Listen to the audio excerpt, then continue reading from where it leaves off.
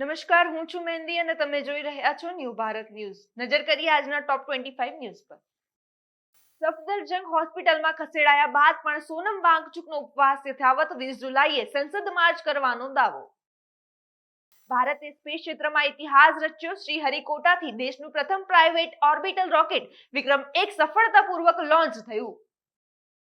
હવામાન નિષ્ણાંત અંબાલાલ પટેલે 22 જુલાઈ બાદ ગુજરાતમાં વરસાદના બીજા રાઉન્ડની આગાહી કરી. ઓગસ્ટમાં પણ સારા વરસાદની શક્યતા વ્યક્ત કરવામાં આવી છે. ગિરનાર ચડવા આજથી ઓનલાઈન નોંધણી ફરજિયાત. યાત્રાળુઓની સુરક્ષા માટે નવી ડિજિટલ ઇન-આઉટ સિસ્ટમ શરૂ.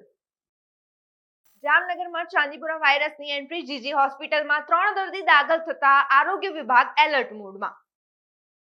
ટ્રોફી સાથે હવે ખાસ ગિફ્ટ પણ મળશે. ફીફા આ વર્ષે ચેમ્પિયન ટીમને દરેક ખેલાડીઓને ગોલ્ડ રિંગથી સન્માનિત કરશે.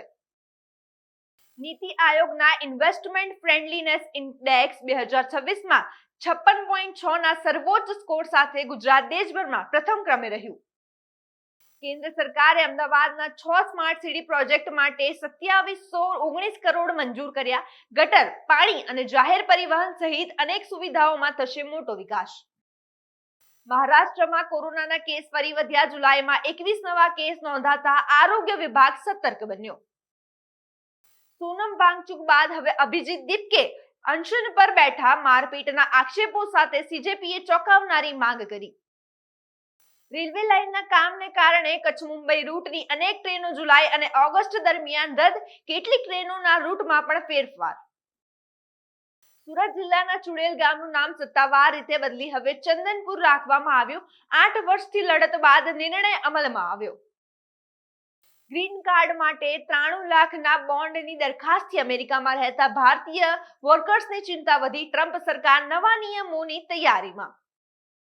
વડોદરામાં વિશ્વામિત્રી કિનારે ગેબિયન દિવાલના કામ માટે 1 વર્ષ પહેલા વાવેલા વૃક્ષો કપાતા વિવાદ. જવાબદાર અધિકારીઓને સામે કાર્યવાહીની માંગ ઉઠી. ફૂલ બર્ડ સેન્ચ્યુરીમાં બોટિંગ દરમિયાન હવે નાસ્તો અને પ્લાસ્ટિક લઈ જવા માટે પ્રતિબંધ. ગુજરાત હાઈકોર્ટનો મહત્વપૂર્ણ આદેશ. આમિર ખાનને લઈને બિશ્નોઈ ગેંગના નામે ધમકીભર્યા પોસ્ટ અને ઓડિયો વાયરલ થતા મામલો ચર્ચામાં આવ્યો. ગુજરાતમાં છેલ્લા 24 કલાકમાં 95 તાલુકામાં વરસાદ નોંધાયો. કપરાડામાં સૌથી વધુ 3.70 ઇંચ વરસાદ વરસ્યો. મેક્સિકોના દરિયાકાંઠે 7.4 ની તીવ્રતાનો શક્તિશાળી ભૂકંપ આવતા સુનામીની ચેતવણી જાહેર કરવામાં આવી. આ અઠવાડિયે સોનું 2200 અને ચાંદી 4900 થી વધુ સસ્તી થતા ખરીદદારોમાં મૂંઝવણમાં. જમ્મુ કાશ્મીરમાં કઠુઆ રેલવે સ્ટેશનનું નામ બદલી હવે શહીદ captain Sunil Kumar Chaudhary railway station રાખવામાં આવ્યું. ઓપરેશન સિંદૂર બાદ પહેલીવાર એલઓસીમાં ભારે ગોળીબાર થયો. ભારતીય સેનાએ પણ જડબાતોડ જવાબ આપ્યો. અમદાવાદના યુવકે સપનાની પ્રેરણાથી 21 ગાયો સાથે 318 કિલોમીટર પદયાત્રા કરી. દ્વારકા પહોંચતા રાત્રે દ્વારકાધીશના દર્શન માટે મંદિરના દ્વાર ખોલવામાં આવ્યા.